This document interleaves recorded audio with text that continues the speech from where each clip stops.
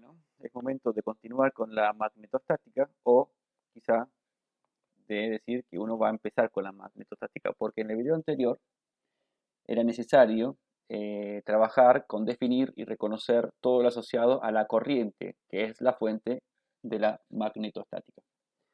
Vamos a volver entonces a las ecuaciones de Maxwell. La primera era la divergencia del vector D es igual a ρ. La 2 es que el rotor del campo eléctrico es igual a menos la derivada de B respecto de T. La 3 es que la divergencia del vector B es igual a 0. Y la 4, que el rotor del campo magnético H es igual a J más dd a dt. ¿Ok? Bueno, dijimos entonces que en estática esto se hace igual a 0 y esto se hace igual a 0. Dando esta falsa o esta sensación de que son el campo eléctrico y el campo magnético dos cosas que están a priori desconectadas y ya. Entonces, en la electrostática descubrimos que esta ecuación asociaba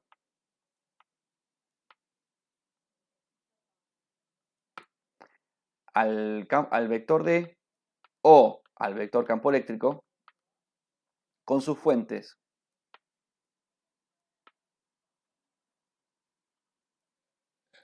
¿Sí?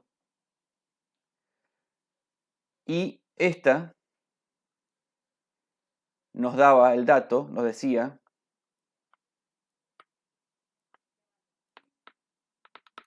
que el campo eléctrico tiene fuentes y sumideros. ¿Qué significa? Significa que el campo eléctrico va desde las cargas positivas hacia las cargas negativas. Y eso es lo que es la información que nos acerca la segunda ecuación de Maxwell. Quitando también que con esa ecuación de Maxwell aprendimos que el campo eléctrico estático genera una fuerza, que es la fuerza de Coulomb, que es conservativa. Al mismo tiempo, a partir de la segunda ecuación de Maxwell, aprendimos que existe un potencial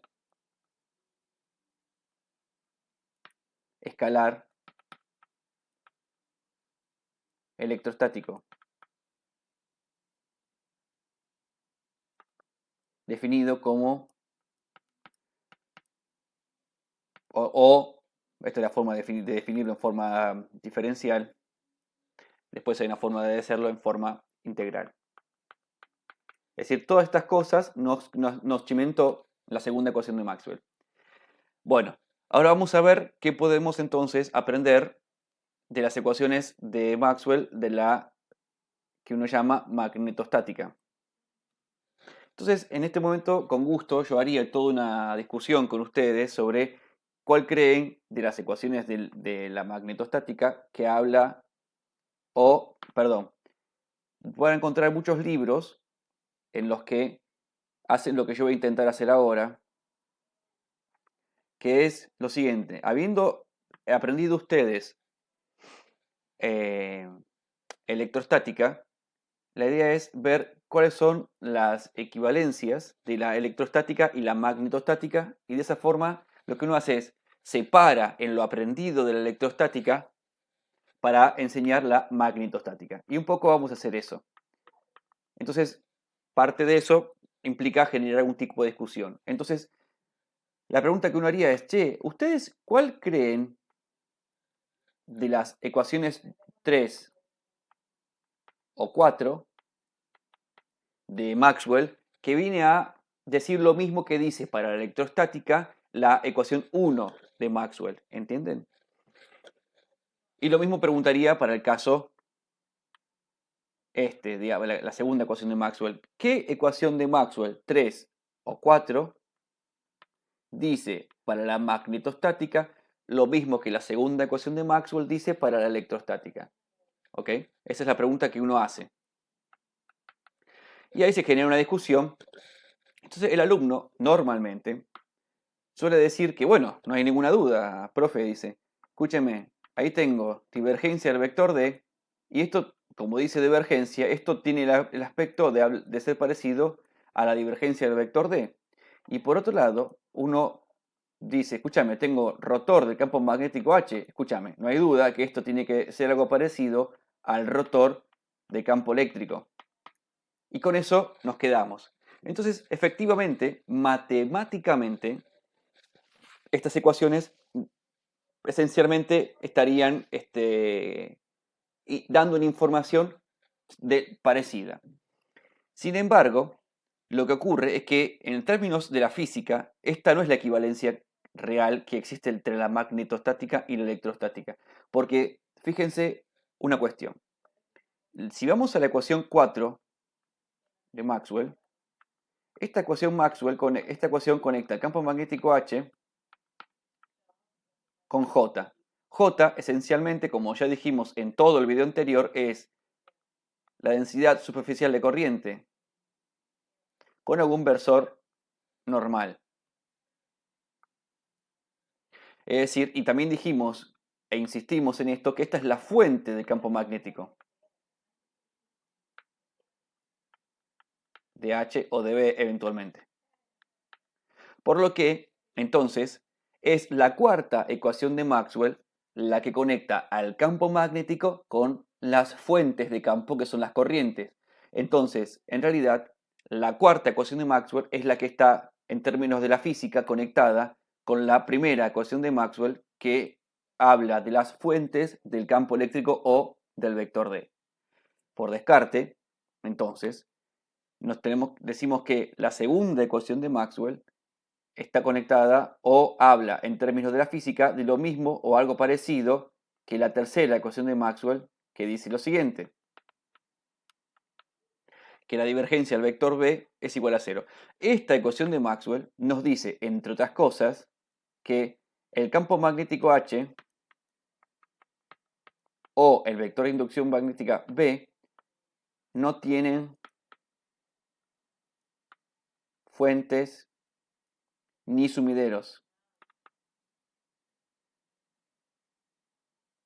Es decir, no existe el monopolo magnético.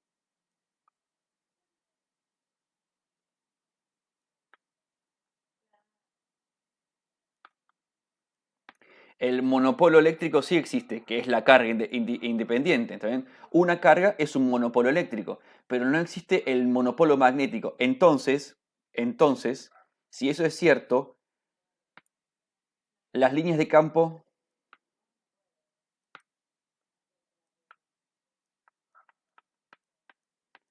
de H o de B no tienen principio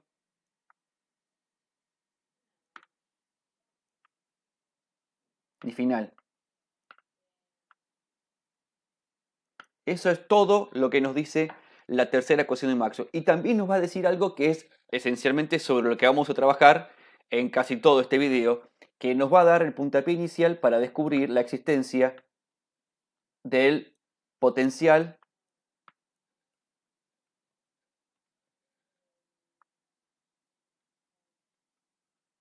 vectorial magnético, que después lo podremos especificar, y eso lo van a aprender rápidamente, en uno para la estática y otro para la dinámica. ¿Ok?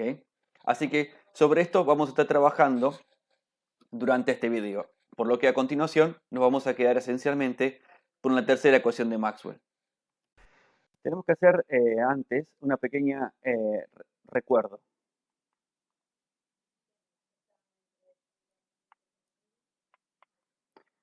La segunda ecuación de Maxwell, que dice que el rotor del campo eléctrico E vector E, es igual a 0 en estática,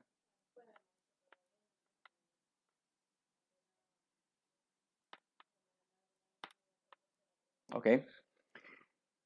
Ahí apelamos, como un mecanismo para desarrollarlo, al potencial escalar electrostático, apelamos a una identidad vectorial que es que el rotor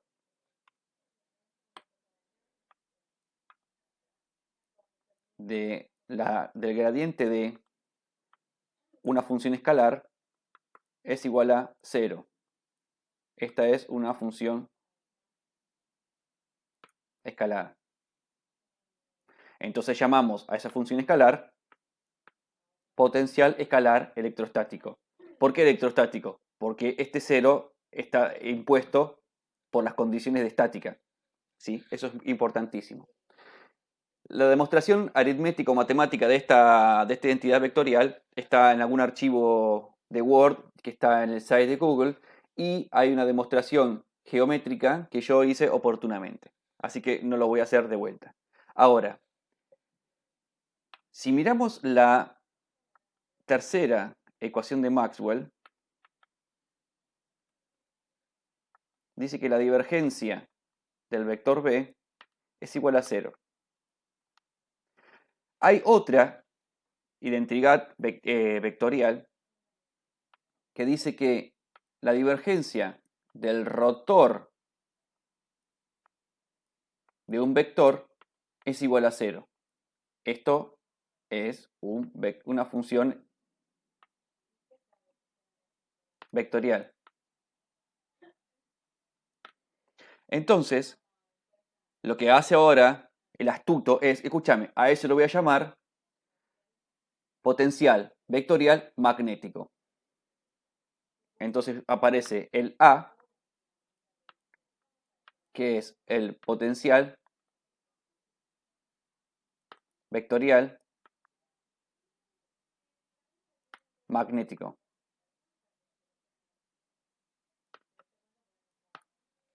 Y fíjate, mira, es potencial igual que era el potencial B de la electrostática. Vectorial, me parece importantísimo siempre recalcar que es un potencial vectorial porque este es un potencial escalar. Casi ningún libro refuerzan la idea de que este potencial es escalar porque es obvio simplemente al escribirlo. Pero me parece bastante importante machacar esto en la cabeza de los alumnos para que les vaya quedando.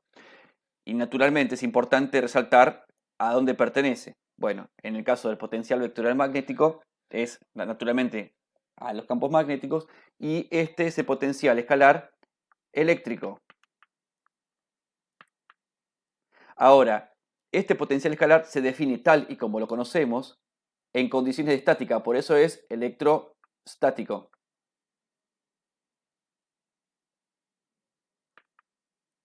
En el caso del potencial vectorial magnético, tal y como está definido, aún no, fíjense que este cero no está impuesto ahí por condiciones estáticas, está impuesto ahí por las propias ecuaciones de Maxwell que fueron dadas por Dios.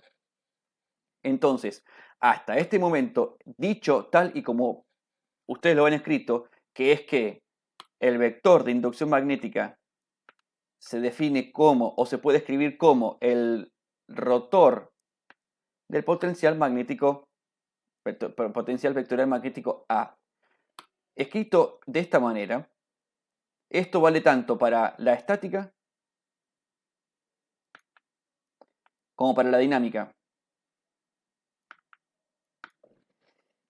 En tanto que en esta parte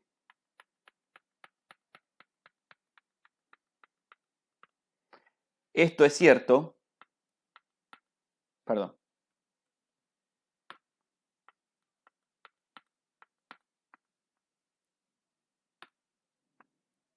esto es cierto solo para la estática.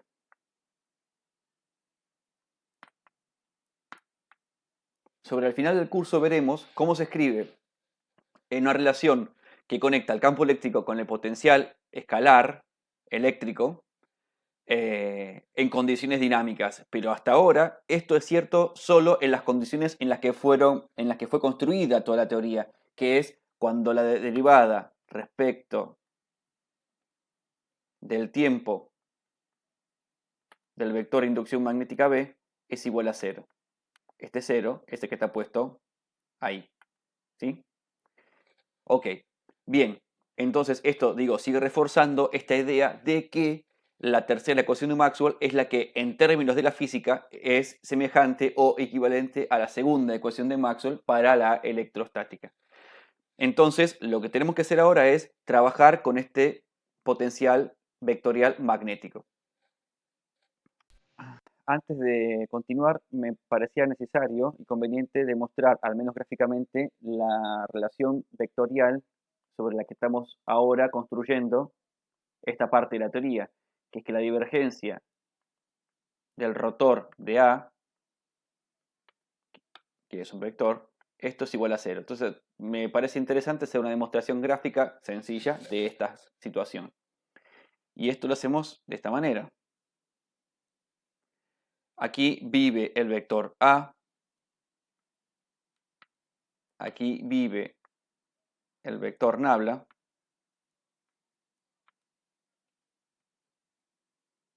Entonces, el producto vectorial de nabla por A da un vector hacia arriba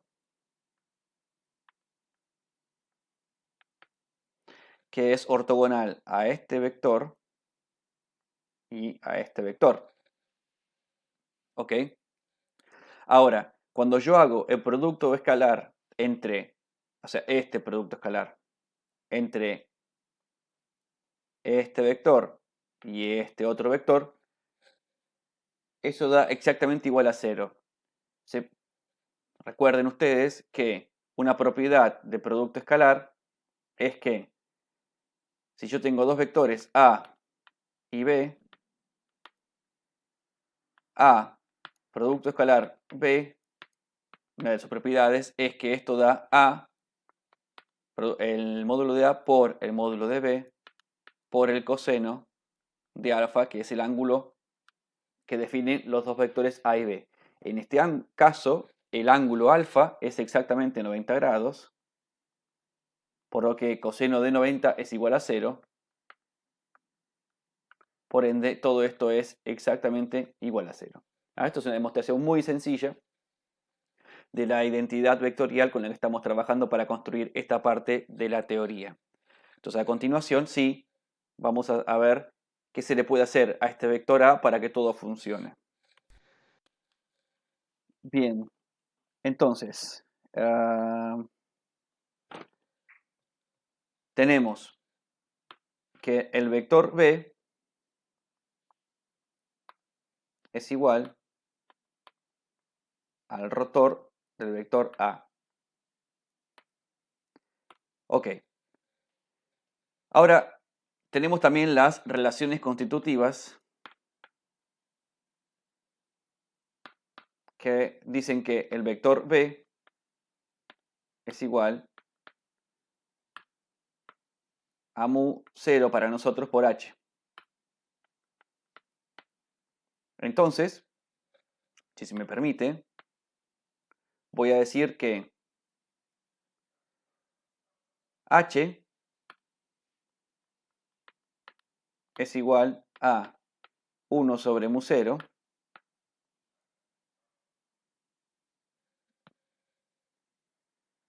por el rotor de A.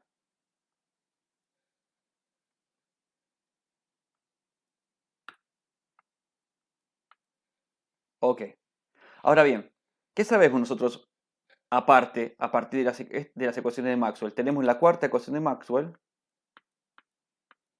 porque si esto es cierto, es decir, si este invento que hicimos ahora va a funcionar, tiene que funcionar para todas las ecuaciones de Maxwell, no solamente para algunas. Entonces, yo conozco la cuarta ecuación de Maxwell que dice que el rotor de H es igual a J, ¿ok? Entonces, lo que vamos a hacer es hacerle el rotor ¿a qué H? A este H. Vamos a rotorizar ese H a ver qué pasa, ¿sí? Entonces, si yo hago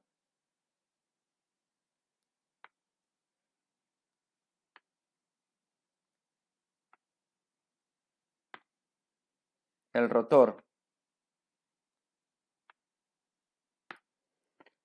a eso, me queda rotor de H y acá me queda rotor. Mu0 sale de todo esto, ¿no? Porque como es una constante, no nos importa mucho. Y nos queda el rotor del rotor de A.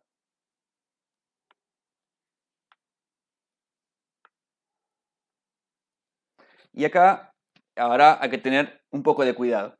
Me falta indicar que esto es nabla vector. Esto termina siendo igual a J. Yo no dije, acá no puse la derivada respecto del tiempo de D, porque estamos en estática. Y ahora sí,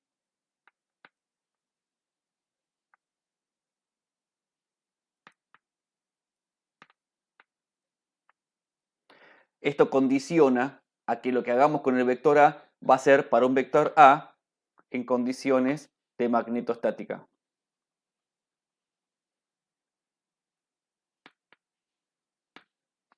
Por esta razón, ¿ok? Pero ya vamos a ver qué relevancia tiene eso. El rotor del rotor es, esto es hacer la derivada de una derivada, ¿verdad?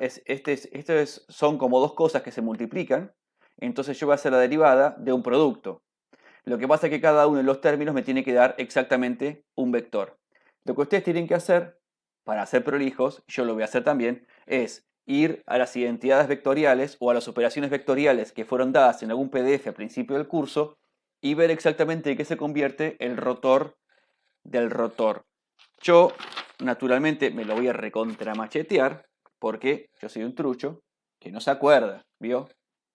El rotor del rotor nos da este 1 sobre mu0 sobrevive por acá abajo porque es una constante. Y ahora vamos a ver de qué nos disfrazamos para completar todo este otro cuento.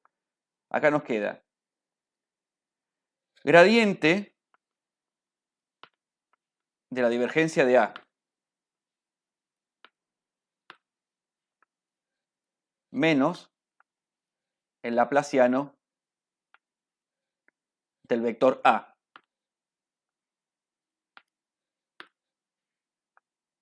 Y esto es igual a J vector. Fíjense que esto es correcto porque la divergencia de A nos da una escalar, pero al hacerle el gradiente a la divergencia, eso nos vuelve a entregar un vector.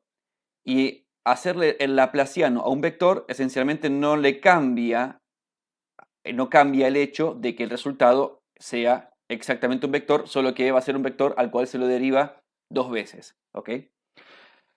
Y ahora entonces, observes el título de esta filmina, y esto es importantísimo para que todo funcione. Aparece un tal Coulomb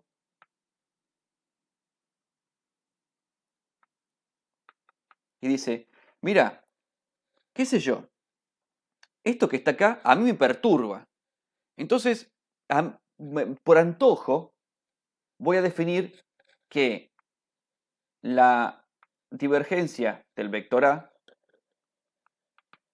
sea exactamente igual a 0. Y a esto se lo llama gauge de Coulomb.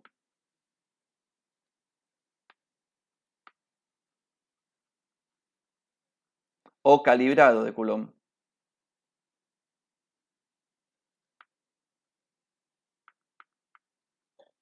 Está bien. Se le antoja hacer eso. Ahora ustedes dicen, ¿por qué hacen eso? Mira, nosotros, oportunamente en el curso, ahora en realidad tengo alguna duda porque no sé si lo hice en un apunte que tengo escrito o lo comenté convenientemente en el curso, si no lo voy a decir ahora, existe el teorema de Helmholtz.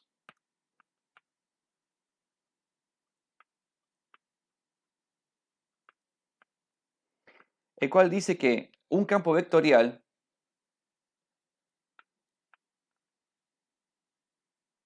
está bien definido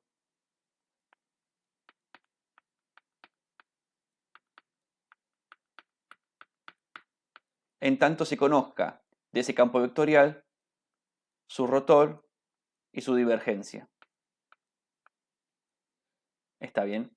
Entonces, obsérvese que del vector A yo conocía hasta recién el rotor, pero aún desconocía su divergencia. Entonces, con el calibrado de Coulomb simplifico la matemática, que ahora lo van a ver ustedes en el slide siguiente, y aparte cumplo con el teorema de Helmholtz, donde yo me aseguro de definir de prepo, está bien, cuánto vale la divergencia de este vector A.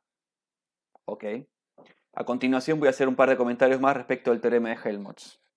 Bien, entonces, teníamos recién que el vector de inducción magnética B se define como, se puede calcular a partir del rotor del potencial vectorial magnético B. Y teníamos por ahí el gauge de Coulomb,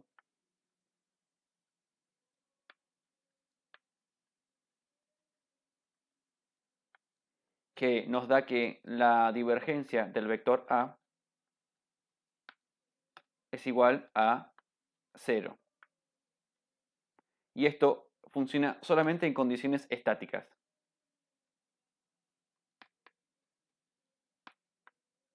Van a ver que en dinámica, justamente a la divergencia del vector A la vamos a bautizar o le vamos a dar otro valor, definiendo otro gauge que va a ser el de Lorentz. Pero momentáneamente este es el que funciona para esta situación. Entonces recién estábamos discutiendo algo que para mí es justamente muy importante para, darle sentido a por qué haber tenido que definir también la divergencia del vector A, que era el teorema de Helmholtz,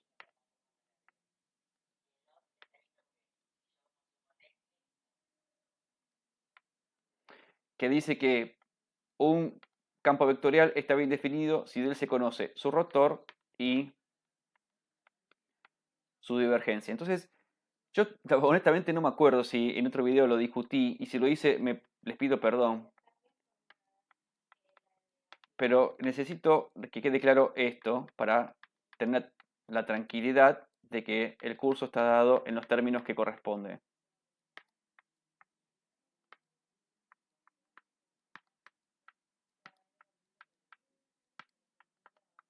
O, si ustedes quieren, esto es sencillamente para robar. Estas son las ecuaciones de Maxwell dadas en forma completa y después uno podrá o no especificarlo para el caso de estática. Lo que me importa ahora es simplemente recordar las relaciones constitutivas, que son que el vector D es epsilon por E y que el vector B es mu por H. Entonces, si me permiten, aquí tenemos rotor y divergencia, ya sea del vector E o del vector D, porque a D lo reemplazo por E o a E lo reemplazo por D, ¿entienden? A partir de las relaciones constitutivas. Y abajo tenemos rotor y divergencia del vector B o del vector H, y ya, como dije recién, a partir de las relaciones constitutivas podemos reemplazar B por H o H por B. Entonces, en términos del teorema de Helmholtz, lo que uno reconoce, y es lo que quise hacer es notar a ustedes recién, es que el vector E o el vector D están bien definidos. Ese campo vectorial está bien definido, porque de él conozco su rotor y su divergencia. En contraparte, el vector B o H también, ese campo vectorial está bien definido, porque de él conozco su divergencia y o su rotor. ¿Está bien? Entonces, ahora, habiendo aplicado el gauge de Coulomb, también tengo bien definido al campo vectorial A, es decir, al vector A, ¿correcto? Por lo que asumo que es un campo vectorial bien definido y me da la tranquilidad para poder trabajar en lo que sigue con ese vector. Entonces antes, cuando hicimos el rotor del rotor de A, esto dio el gradiente de la divergencia de A menos el laplaciano del vector A. Y esto era igual a J. En su momento yo había dejado 1 sobre mu0 por acá, 1 sobre mu0 por allí, pero si ustedes se darán cuenta que me es mucho más práctico tenerlo acá, el mu0, y listo. Así lo pongo en un solo lugar y está multiplicando. Entonces, el gauge de Coulomb indicaba que esto, que la divergencia del vector A es igual a 0. Por lo que entonces me quedo únicamente con esto que ustedes ven acá. ¿Está bien? Genial. Despejo lo poco que me queda por despejar y me queda que el laplaciano del vector A es igual a menos este que está por acá, J por mu0. Permítame poner mu0 adelante, que me lo mastiqué. Menos mu0 por el vector J.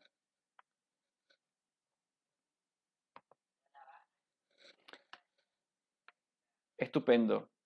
Quizá alguno de ustedes reconozca este formato de ecuación. Me encantaría saber que eso es así. Si no, se los voy a recordar yo. Primero, en esta expresión ustedes tienen, como es una expresión, una operación entre vectores, ¿ok? En realidad tenemos ahí tres expresiones en simultáneo, que pueden ser el laplaciano en coordenadas cartesianas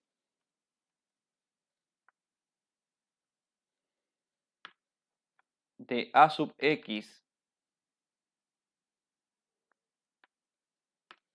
igual a mu0 por j sub x, el laplaciano en coordenadas cartesianas de la componente y del vector a y de este lado la componente y del vector j, y por último laplaciano en coordenadas cartesianas de la componente a sub z y de este lado igual a mu0 por la componente j sub z de la densidad superficial de corriente. Ahora, también, porque hasta lo que hemos hecho, nada dice que hemos decidido optar por uno u otro sistema de coordenadas, esto mismo se puede dar con el laplaciano en coordenadas cilíndricas, donde tendremos un a sub r sub phi y sub z igual a mu0 por j sub r sub phi y sub z. O, si imaginan lo que viene ahora, lo mismo vale, sería el laplaciano en coordenadas esféricas de la componente a sub r mayúscula sub tita y sub phi igual a mu0 por j sub r sub phi, perdón, sub tita y sub phi. ¿Está bien? Son, independientemente de en cuál sistema de coordenadas esté trabajando, son tres ecuaciones en simultáneo. Eso lo primero que quería que ustedes vieran. Me estuve olvidando en todos los casos el signo menos por acá adelante, que ya lo estoy poniendo. ¿Está bien? Ahora bien, quizá ahora puedan reconocer quizá a qué ecuación ya desarrollada estamos intentando que ustedes conecten esta ecuación nueva que hemos alcanzado a partir de haber aplicado el rotor al rotor de A. Si no se dan cuenta, entonces lo voy a recordar. Ustedes aprendieron en su momento o desarrollamos juntos la ecuación de Laplace, donde teníamos que el laplaciano del potencial B es igual a menos ρ sobre epsilon. ¿Está bien? Entonces, aquí ustedes tienen exactamente la misma expresión, porque si bien al mirar esta ecuación que está acá es una ecuación asociada a un vector, si la desglosamos componente a componente, tenemos la ecuación de un escalar, dependiendo después de qué sistema de coordenadas hayamos usado.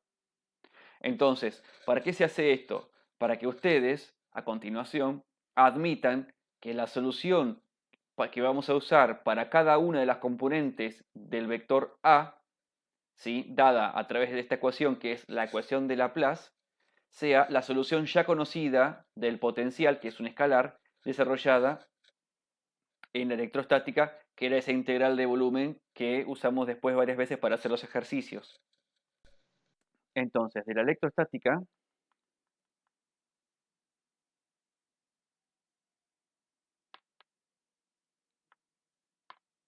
aprendimos que la ecuación de Laplace,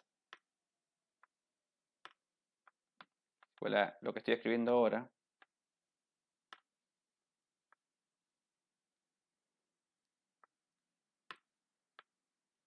tenía una solución particular, que era que el potencial respecto del infinito, recordemos ese detalle, en algún punto R era igual a 1 sobre 4pi epsilon, permítame poner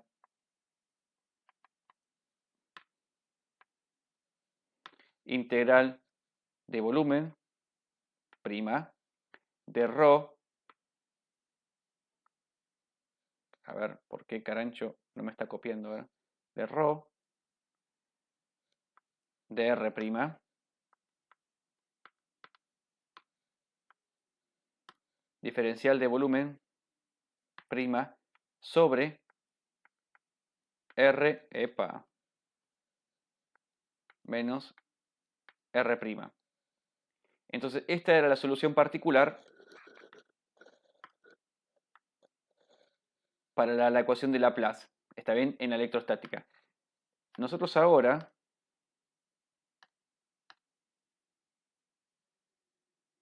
a ver si esto responde porque se me trabó un poco y ya me estoy cansando. Bueno, ahora vamos a ver qué pasa con la magnetostática.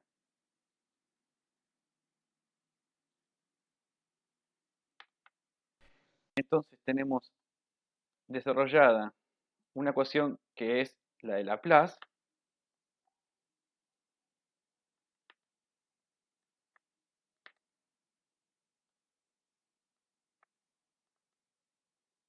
para cualquier sistema de coordenadas, igual a menos, y ahora esto acá es J, perdón, mu0, viene acá aparece J, y es J sub X sub Y sub Z, o J sub R phi Z, o sub R mayúscula tita phi. Entonces, miramos esta ecuación de Laplace, para la cual ya nos acostumbramos y trabajamos varias veces, de la cual conocemos su solución particular.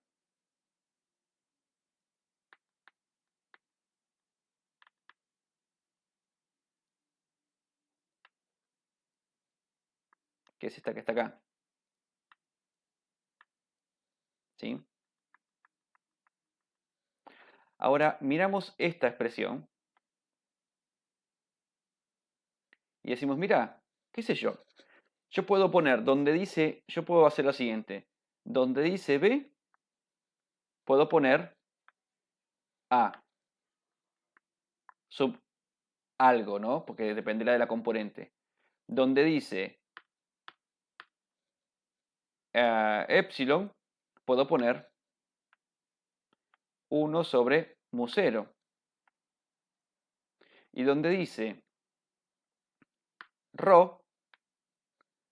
puedo poner J sub algo. ¿Por qué? Porque ρ, o sea, la densidad volumétrica de carga, implicaba las fuentes del potencial o, en todo caso, del campo eléctrico. En el caso de la magnetostática o del magnetismo, la densidad superficial de corriente es la fuente de campo magnético. Así que esto está bien. Conectamos potencial con potencial porque B es potencial y A es potencial. Conectamos, está bien, la capacidad de polarización del medio con la capacidad de magnetización del medio. Conectamos las fuentes de campo eléctrico con las fuentes de campo magnético. Entonces, en estos términos que he dado esta explicación, proponemos, tipo galerazo, ¿está bien?, que la solución para la componente sub la que sea de A, en algún punto R del espacio, será igual a 1 sobre 4pi, pondremos acá mu0 arriba, integral de volumen, prima, estas cosas que pasan me vuelven loco, de J sub lo que sea, diferencial de volumen, prima, sobre R menos R prima. Y esta entonces es la solución particular que responde a esta ecuación de Laplace de la magnetostática.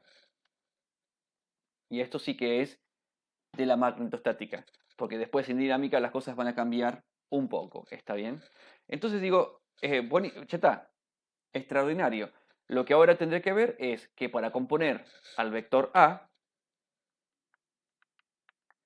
tendré que hacer A sub, y ahora dependerá si esto es X, R o R mayúscula, por I versor, J, perdón, R versor, R chiquita versor o R grande versor, más, ¿entienden lo que digo? Hay que sumar las tres componentes en el sistema de coordenadas que corresponda, en el que hayamos planteado todo el cuento. ¿Ok? Con esto entonces tenemos una solución integral para hallar al vector potencial, al potencial vectorial, perdón, magnético. A continuación entonces vamos a aplicarlo a un caso genérico para ver qué es lo que pasa. Antes de ir al caso particular, entonces quería reforzar esta cuestión. Aprendimos que el cálculo de la componente sub algo del del potencial vectorial magnético es 1 sobre 4pi mu0 integral de volumen prima de J de R, la componente sub algo, diferencial de volumen prima, acá viene R prima, sobre R menos R prima. Entonces decíamos que el potencial vectorial magnético total será, si lo hacemos en cartesianas, será el A sub X y versor más A sub Y J versor más A sub Z K versor, que estará dado en función del J en cartesianas, que es J sub X y versor más J sub Y J versor más J sub Z K versor.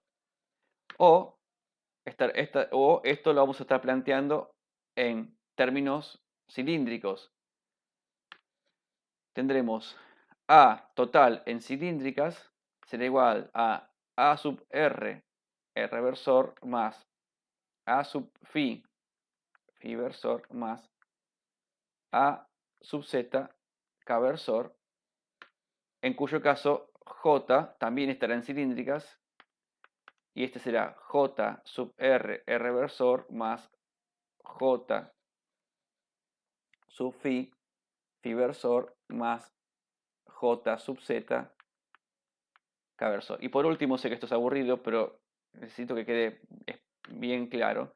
Esto lo podemos resolver en esféricas, donde quedará que el potencial vectorial magnético en esféricas será igual a sub r, r versor, más a sub tita, tita versor, más a sub phi, phi versor. Definido a partir del j en esféricas, que es igual a j sub r, r versor, más j sub tita, tita versor, más j sub phi, phi versor. Entonces, simplemente, habiendo dicho esto, yo puedo decir que esencialmente esta expresión que está acá arriba, dada en términos de componentes de los vectores, esencialmente la puedo terminar escribiendo en términos de, ya no de las componentes, sino de los vectores en su totalidad. Entonces, A vector ahora será igual a 1 sobre 4pi mu 0 integral de volumen prima de j, que ahora lo voy a escribir, de r prima, diferencial de volumen prima, sobre r menos r prima.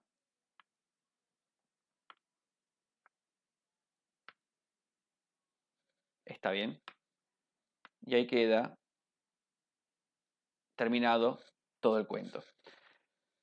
Ahora sí, entonces vamos a aplicar a un caso particular para determinar o para definir algo que es muy importante en el magnetismo, que es el elemento de corriente.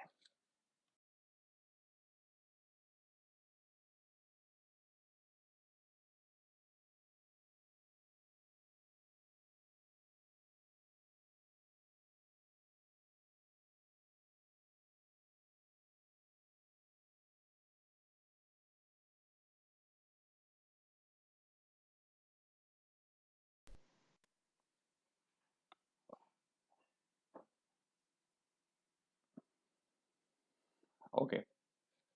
Bueno, en ingeniería, van a ver ahora a continuación, nosotros generalmente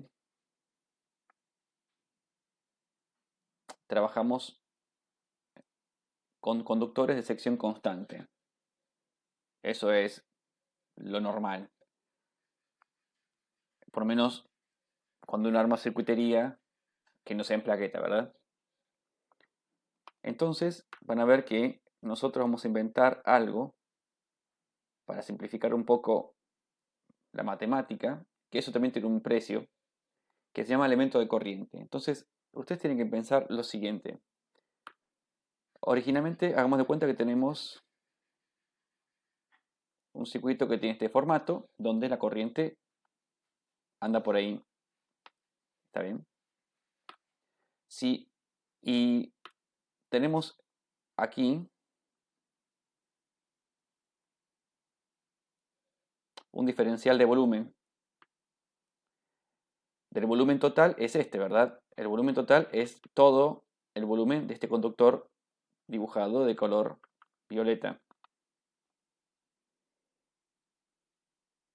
Bien, entonces agarramos la lupa, bueno, por otro lado, perdón, tenemos que estudiar vamos a decir que estamos estudiando, por ejemplo, en este punto, R sin primar, el vector potencial magnético. Y a este lugar es el que momentáneamente está generando, estamos estudiando el campo, o sí, el vector A que genera ese punto del espacio, ese diferencial de volumen. Entonces agarramos una lupa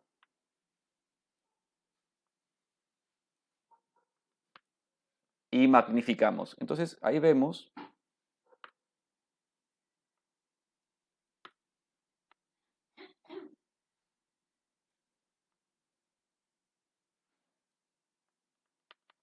este es el diferencial de volumen. Y por aquí sigue el el conductor violeta, ¿verdad? Este diferencial de volumen tiene un diferencial de camino y una superficie. Asumiendo que esta superficie o la sección de este alambre es constante, entonces el diferencial de volumen se puede escribir como S por diferencial de camino. ¿Está bien? Ok, entonces, el espíritu de lo que vamos a decir ahora es el siguiente. Es tal que en todo lo que el vector R' pueda desplazarse en esta sección,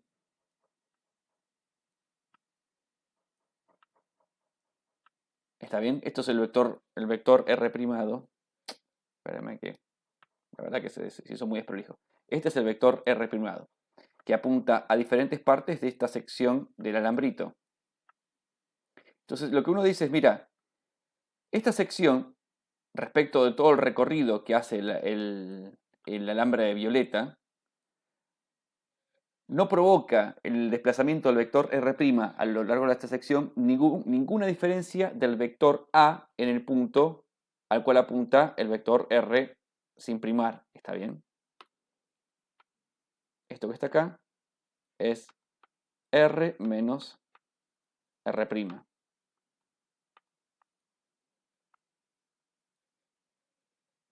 E insisto, uno lo que dice es, mira, en tanto que yo me desplace al vector R' en todos los puntos que componen a esta superficie que es la sección del alambrito, ¿está bien? No logro detectar cambio en la medición del vector A que se pone en el punto que yo estoy marcando de color celeste, al cual se apunta con el vector R sin primar. ¿Está bien? Entonces, a partir de eso que acabo de decir, entonces, fíjense, yo tengo que la expresión del vector A es igual a 1 sobre 4pi mu 0 integral de volumen de J diferencial de volumen prima R menos R'. Entonces, esa integral de volumen la voy a escribir como 1 sobre, bueno, 1 sobre 4pi mu 0 integral de línea o de camino de la integral de superficie de J diferencial de superficie diferencial de camino. ¿Está bien? Entonces, justamente la integral de superficie del vector J es exactamente la corriente. Esto es la corriente I. ¿Qué corriente I? Y esta que venía por acá. Esta corriente I. Esta corriente I. Que pasa por ahí, que pasa por acá. Y que sigue pasando, ¿está bien? En tanto que la sección del alambrito sea constante. ¿Ok? En todos, a lo largo de todo del alambrito. Me faltó poner por acá este denominador. Lo vamos a poner por acá.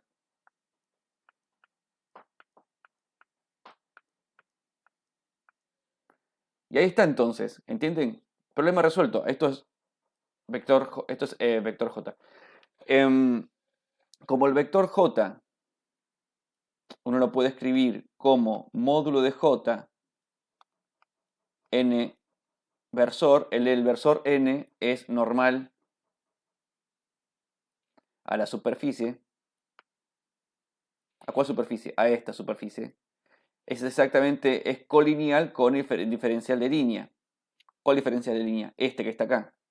¿Está bien? Entonces yo puedo agarrar y sacar esto de acá, perdón,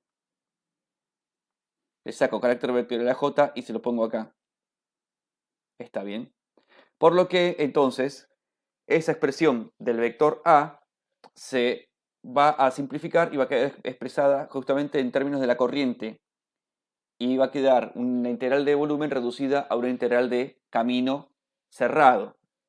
¿Saben? No lo dije antes, pero la integral es de todo, en todo el volumen, así que el camino tiene que ser cerrado. ¿Está bien? Para que justamente considerar todo el volumen que representa el alambrito por el cual circula la corriente I. ¿Ok? Así que en la siguiente filmina voy a escribir eso más prolijo. Pero lo que sí es necesario que ustedes atiendan es que al producto I por diferencial de corriente, que sería esta corriente I, o la corriente I que está dentro de este volumen, por diferencial de camino, a eso simplemente repitamos para prolijar. Entonces, la expresión general del vector A hallada a partir, está bien, de las ecuaciones de Maxwell en los términos en los que lo hicimos hasta hace recién, es la siguiente, que el vector A es igual a 1 sobre 4pi mu 0 integral de volumen prima de J a la cual apunta R', diferencial de volumen prima sobre R menos R'. Ahora bien, nosotros decimos que en ingeniería, generalmente, la sección de los conductores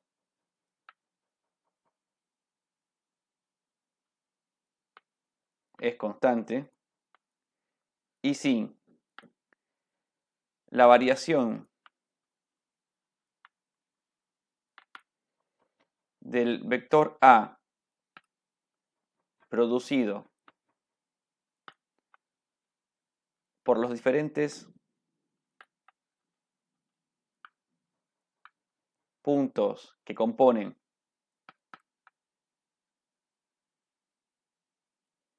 la sección del cable es despreciable,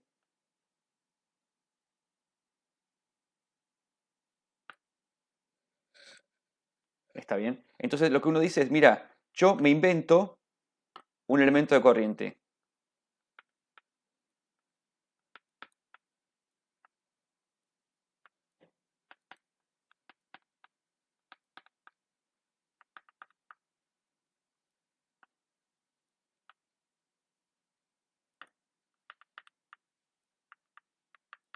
Que fue lo que les comenté en el slide anterior. El elemento de corriente es exactamente esto que está acá.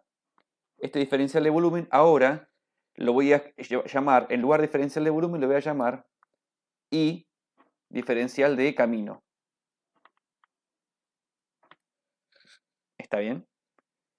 Eso es porque justamente en la sección del conductor, si yo hago la integral de superficie de J está bien, en esta superficie, eso me da exactamente la corriente que circula. ¿Ok? Entonces, para simplificar esta integral, que tal y como está expresada es una integral de volumen que es un poco más complicada, para reducirle 2 órdenes de magnitud y aplicarlo a los casos más generales de la ingeniería, donde uno trabaja sobre conductores de sección constante, ¿sí? Entonces inventamos el elemento de corriente, que hace que esta integral de volumen se traduzca o se reduzca a lo que ya les mostré antes, que lo voy a volver a hacer ahora, una vez más. Entonces, por haber inventado el elemento de corriente, ahora esta integral o esta expresión se traduce a 1 sobre 4pi mu 0 integral ahora de camino cerrado, porque recuerden que dijimos que había que hacer la integral de volumen de todo el alambrito violeta. Por ende, hay que hacer el camino tiene que ser cerrado, de I diferencial de camino sobre R menos R' vector. ¿Está bien? Ahora, esta expresión tiene la limitación de lo mismo que fue lo que le dio el origen. Es decir, si el circuito eléctrico tiene sección variable,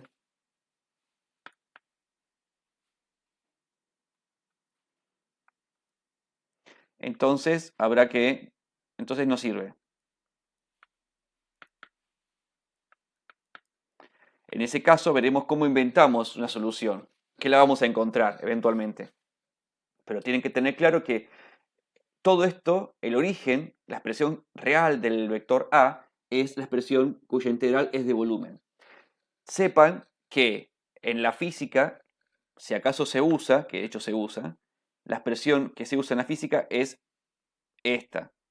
Nosotros en ingeniería típicamente terminamos trabajando con la expresión que tiene al elemento de corriente como protagonista. ¿Está bien?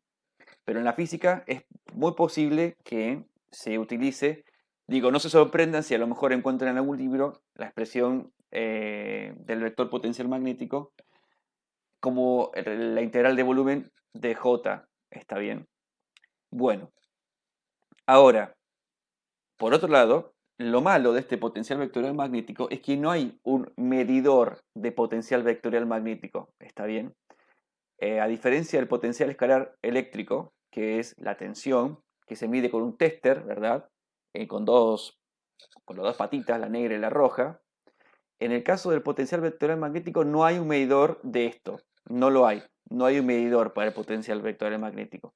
Entonces, van a ver que en realidad es la base sobre la cual nos paramos para poder alcanzar los elementos de la física que sí son más útiles en términos tecnológicos o de la ingeniería.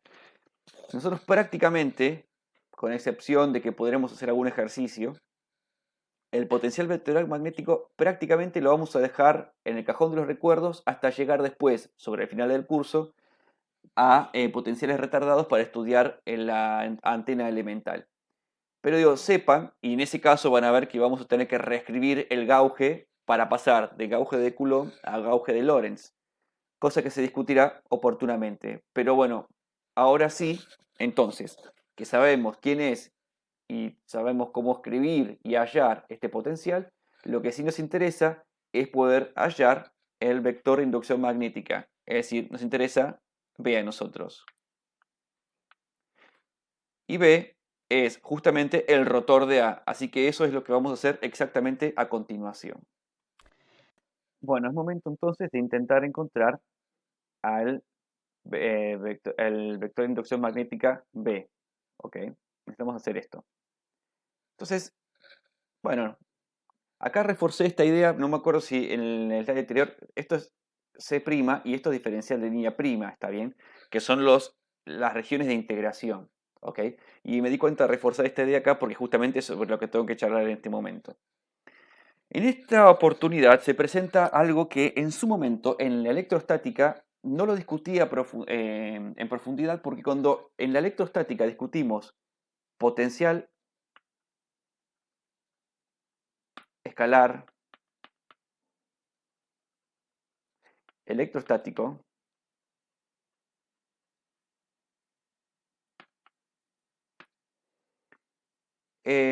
llegamos a esta idea desde tres lugares diferentes, dos muy parecidos y uno novedoso. Y es el novedoso el que es perturbador. Es decir, nosotros llegamos a este potencial, que es el potencial B, ¿verdad? Desde, por ejemplo, hablar del trabajo, está bien, como la integral de camino de la fuerza coulombiana, diferencial de línea, y a partir de ahí decir que esto era la integral de camino de Q por E, diferencial de línea. Entonces, al sacar dividiendo la Q de esto,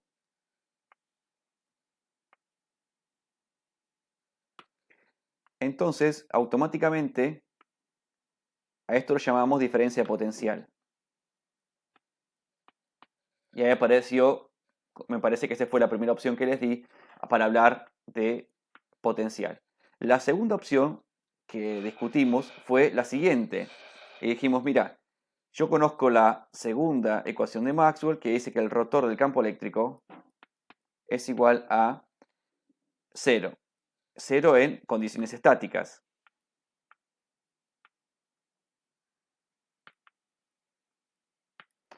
Entonces, decíamos, mira, yo sé que el rotor de una divergencia es igual a 0. Entonces, a esto lo bautizamos potencial B.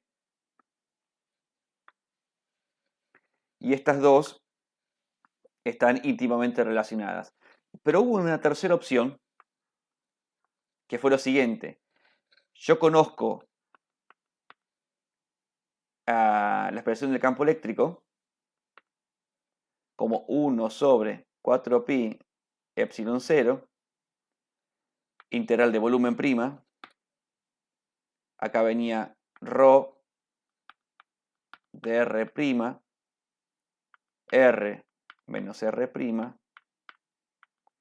diferencial de volumen prima sobre r menos r'. Entonces, hicimos un juego matemático. Aplicamos la gradiente a una función matemática que era 1 sobre r menos r' módulo. Y esto nos dio menos r menos r' sobre r menos r' al cubo. Entonces lo que hicimos fue, yo sé que esto ustedes ni se lo acuerdan, ojalá que se lo acuerden, pero a esto lo bautizamos como gradiente de 1 sobre r menos r' módulo. Y es ahí donde yo me quiero detener, porque ese es el problema que también vamos a tener ahora para pasar de potencial vectorial magnético a vector de inducción magnética V. Porque fíjense, en ese momento no hice mención yo sobre el problema que se daba, y de hecho yo el problema este lo resolví en el apunte que está hecho en Word, en coordenadas cartesianas. Pero acá acá se efectúa, si ustedes se fijan, la resta de dos vectores. La única forma de que dos vectores se puedan restar con alevosía y que no representen ningún problema es que esa resta esté dada en cartesianas. Porque si esa resta está dada en coordenadas cilíndricas o esféricas, ahí ya tenemos un problema. Porque los versores apuntan para diferentes lugares en función del punto en el que yo estoy parado. Discusión que hemos dado varias veces. Entonces, si yo hubiera elegido este camino, el tercer camino, para demostrar o para poder discutir la expresión del potencial escalar electrostático, hubiera tenido que hacer la aclaración de que para pasar de esta expresión del campo eléctrico a la expresión que después ustedes conocen de potencial, que es esta,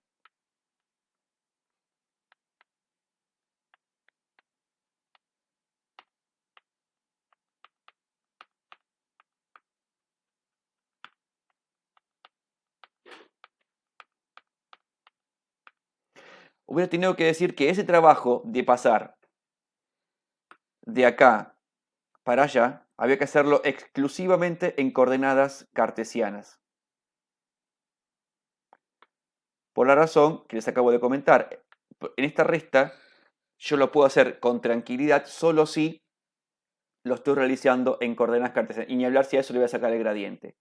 Entonces, digo, en aquella oportunidad no me paré en esa discusión. Tengo que reconocer que porque no me di cuenta, pero me quedaba tranquilo porque a la expresión que ustedes ven acá arriba escrita, a esta expresión del potencial, llegamos desde múltiples frentes, desde el frente 1, desde el frente 2, y finalmente me pareció interesante mostrarles el camino 3, que no es un camino que normalmente se enseña en la facultad, en algunos libros está mostrado, pero en general en la facultad los docentes o muchos libros se detienen y ponen en práctica los caminos 1 y 2. Ok, ahora bien, es necesario que atiendan que cuando yo ahora quiera hacer esto, fíjense, ponerle acá rotor, por ende voy a querer poner acá rotor. Ese rotor de ecuación que voy a dar en el slide anterior esencialmente va a migrar hacia acá adentro. Y este rotor le va a estar pegando a algo que en definitiva es la resta de dos vectores. Y la única forma de que yo puedo estar tranquilo de que esa resta de vectores está bien hecha y que cuando yo haga el rotor de esa resta de vectores, me faltó ponerle acá el sombrerito a este R, no me traiga problemas, es solo si yo lo resuelvo todo únicamente en coordenadas cartesianas. ¿Está bien? Bueno, a continuación seguimos trabajando. Bueno. Entonces, ahora sí vamos a intentar calcular el vector de inducción magnética B como el rotor del potencial magnético A.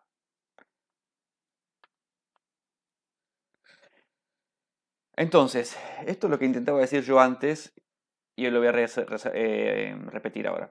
La integral de línea, esta integral de línea cerrada, ataca a las variables primadas. Entonces, este diferencial de línea ya dije yo, intenté ser bien claro, que lo íbamos a hacer, o este trabajo lo hacíamos solo en coordenadas cartesianas. El diferencial de línea prima en cartesianas es igual a diferencial de x y versor más diferencial de y prima j versor más diferencial de z prima k versor. Los versores también debieran ser prima, solo que como los versores cartesianos en cualquier punto del espacio apuntan para el mismo lugar siempre, entonces definirlos como primados o no primados es exactamente lo mismo porque van a apuntar igual. Así que esa dificultad en cartesianas no la tengo. Ahora bien, el rotor en cartesianas del vector escalar de A, lo voy a hacer en naranja, será así. I, J, K. Derivada parcial respecto de x, derivada parcial respecto de y, derivada parcial respecto de z. Y aquí vendrá a sub x, a sub y, a sub z. Entonces, esto será así. En inversor será la derivada parcial respecto de y. Ahora voy a poner, porque así no cambio de color.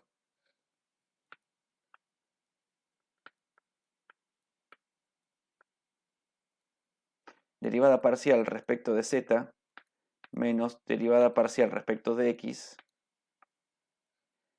más k versor derivada parcial respecto de x, si esto me dejas escribir, menos derivada parcial respecto de y. Y ahora ponemos entonces, por acá, a sub z, a sub y, a sub x, a sub z,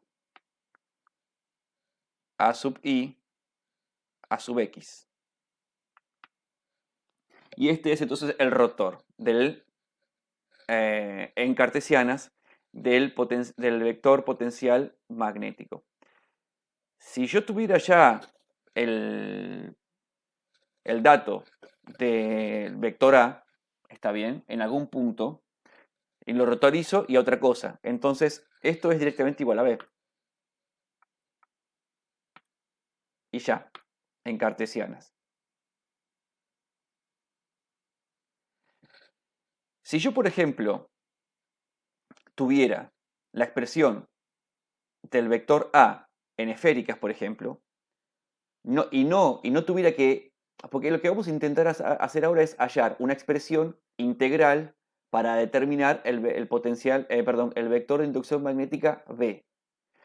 Pero si yo ya tuviese la expresión para algún punto del vector A, yo tranquilamente podría hacer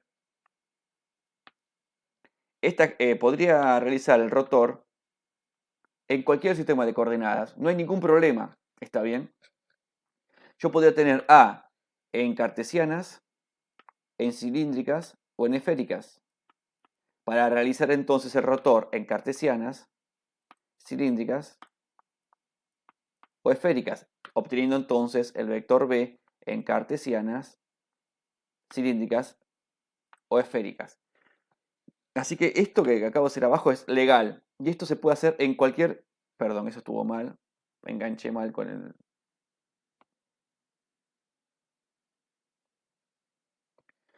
Esto se puede hacer, es legal, en cualquier sistema de coordenadas. El inconveniente es que yo, lo que en realidad les estaba intentando proponer hacer ahora, es, a partir de conocer la expresión integral para el vector A, que es esto junto con esto, intentar hallar alguna expresión integral para tener y poder calcular en forma independiente el vector de densidad de flujo magnético B. ¿Está bien? Al intentar hacer eso, es que nos encontramos con el problema que les intentaba comentar recién, de que en esta resta de vectores, yo no la puedo realizar legalmente para luego aparte hacer el rotor en ningún sistema de coordenadas que no sea exactamente el sistema de coordenadas cartesiano. Eso me asegura de que todo lo que vaya a hacer es legal y va a funcionar bien. En eso intenté hacer hincapié hace unos minutos atrás. Insisto con esto, si yo tengo, porque lo conseguí o porque lo calculé de la manera que haya sido, la expresión del vector potencial magnético en algún punto, en cualquier sistema de coordenadas, ese potencial lo puedo rotorizar en el sistema de coordenadas que corresponda, en el que sea que esté expresado, y por ende obtener así el vector de inducción magnética B. ¿Ok? Ahora bien, habiendo dicho eso, sigamos. Quería entonces hacerles notar lo siguiente, que es obvio y que ya lo discutimos oportunamente, que el diferencial de línea en cartesianas ataca a variables que son primadas, en tanto que el rotor ataca a variables, como ustedes pueden notar, que no son primadas. Entonces, el rotor que yo tengo acá afuera puede viajar perfectamente a través de toda la integral, porque en realidad no hay ningún impedimento. Trabajan sobre variables distintas. Es como si fuera una constante que yo puedo meter adentro de la integral o puedo sacar de la integral, ¿entienden? Ok, entonces vamos a hacer exactamente eso para así obtener toda atención en cartesianas, para obtener entonces la expresión integral del vector inducción magnética B. Bueno, limpio apenas un poco la pantalla porque me parecía interesante aprovecharla. Entonces, insisto, ahora, entonces, el vector de inducción magnética B será igual a 1 sobre 4pi mu 0 integral de, eso sería bastante fulera, integral de camino cerrado prima de la corriente I. Y acá viene, y entonces aquí vendría rotor de diferencial de línea prima sobre R menos R prima. Entonces el rotor va a estar aplicando sobre esto que usted, en realidad, atención, porque esta es la parte donde a lo mejor cuesta entender simplemente lo que va a pasar ahora. El rotor va a estar aplicando sobre todo esto que está acá. Y ustedes dirán, ¿por qué? Si en realidad esto que está acá arriba es exactamente algo que ataca a variables no primadas. Y este rotor, perdón, el diferencial de línea prima ataca a variables primadas, como dijimos antes, y aparte ustedes lo pueden ver ahí arriba. ¿Está bien? Entonces, ¿por qué el rotor tiene que atacar a eso? Si en realidad el rotor, lo único que le importa al rotor de todo esto es el R no primado, porque el R no primado en coordenadas cartesianas esencialmente es X y versor más Y J versor más Z K versor, ¿entienden? Ahí se encuentran las variables no primadas a las únicas que puede afectar este rotor. Insisto que ataca variables no primadas, discusión que dimos recién y si los dejé acá marcado. Bueno, entonces, esencialmente el diferencial de línea tiene que estar ahí arriba, porque ese diferencial de línea lo único que le da carácter vectorial a eso que está ahí adentro. El rotor ataca solo a un vector y el vector está acá. Este es el vector, ¿entienden? Eso, esencialmente, es exactamente lo que está acá, ahí arriba escrito. Si me permiten, lo voy a borrar para que quede bien claro. Acá tengo diferencial de x' y versor más diferencial de y', j versor, más diferencial de z', k versor. Y entonces ahora sí puedo yo rotorizar esto, porque eso es lo que es vector del argumento de la integral. Porque lo que divide este denominador es la resta de dos vectores, pero a esa resta de los vectores le estoy sacando el módulo. Entonces, en realidad, esencialmente es un escalar. Eso no es vector. Entonces, a eso no le puede pegar el rotor. ¿Ok? Bueno, entonces ahora sí, voy a sacar esto porque así me genero una cuota mayor de espacio. Si yo ahora le voy a estar sacando el rotor al diferencial de línea sobre, y permítanme hacer así, a esto que está acá lo voy a llamar rotor, digo, perdón, módulo, lo pongo así para ganar un poco de espacio, si no realmente es complicado de escribir. Entonces esto que está acá es diferencial de x', diferencial de y', diferencial de z' sobre este módulo que yo indiqué ahí. ¿Ok? Entonces aquí tendremos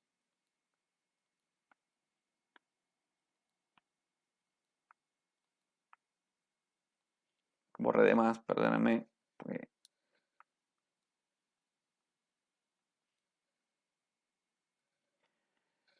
Entonces, esto ya no es el vector B, eso ya es otra cosa. Es decir, es esto que está acá. Entonces tendremos diferencial de z', aquí tendremos diferencial de y', aquí tendremos diferencial de x', aquí tendremos diferencial de z', aquí tendremos diferencial de y', y aquí tendremos diferencial de x', dividido en todos los casos por el módulo este que está ahí abajo. Yo sé que esto así no lo entiende nada, simplemente estoy mostrando cómo es que lo primado y lo no primado se involucran entre sí y qué es lo que le da carácter vectorial al argumento de esta integral.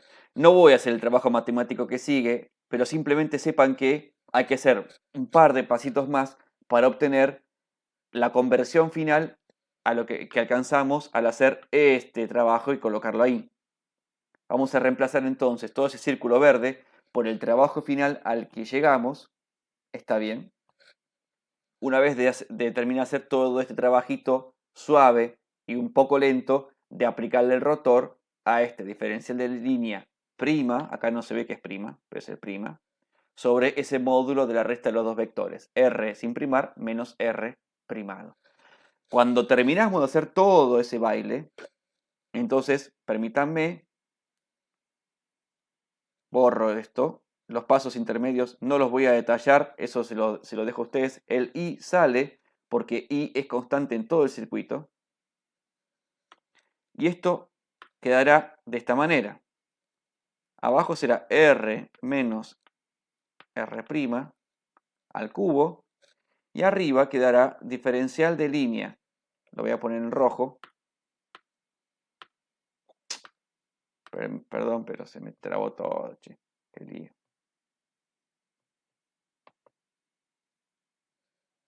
Falta poco para terminar. Ahí está.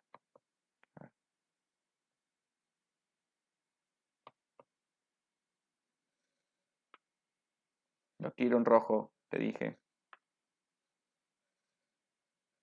A ver, diferencial de línea prima, que es exactamente el mismo este que está acá, ¿sí? El mismo.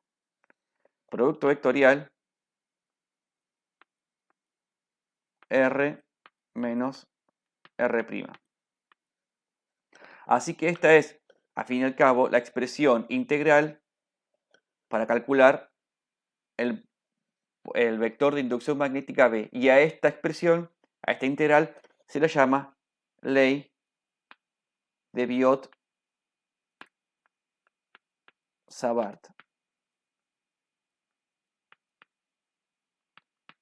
como indica el título de este segmento de este video. ¿Está bien? No queremos ayuda ahora, che. Ahí está. Bueno, insisto, a ver, fíjense que esta expresión es un poco más malvada que la del potencial vectorial magnético, donde, primero, en el numerador no hay ningún rotor que realizar. Acá tenemos un rotor, lo cual ya complica tremendamente la resolución de los ejercicios, porque una de las primeras cosas que hay que hacer, aparte de tener que identificar diferencial de línea vectorial, el R y el R', aparte después tenemos que hacer, aparte de la resta de vectores, tenemos que hacer a todo esto un producto vectorial. Lo hace muy complejo todo esto, bastante complicado. ¿Está bien? Y aparte tenemos que el módulo está elevado a la 1 y este módulo está elevado al cubo. Entonces, si ustedes tienen ganas y se detienen por un segundo a pensar, van a reconocer que esta expresión luce bastante parecida, quitando el rotor, a la expresión que había para calcular la expresión general del campo eléctrico. En tanto que la expresión para calcular el potencial vectorial magnético es, aparte desde ahí fue que la construimos, ¿verdad? Es muy parecida, por no decir que es exactamente igual, a la expresión, quitando que esta tiene carácter vectorial, para calcular en forma general al potencial escalar electrostático. Entonces, esas son las cosas que ustedes tienen que ir aprovechando del aprendizaje de la electrostática para conectar ahora y comprender con más rapidez los conceptos y los porqué de la magnetostática. Aquí entonces cerramos el segundo video de la magnetostática.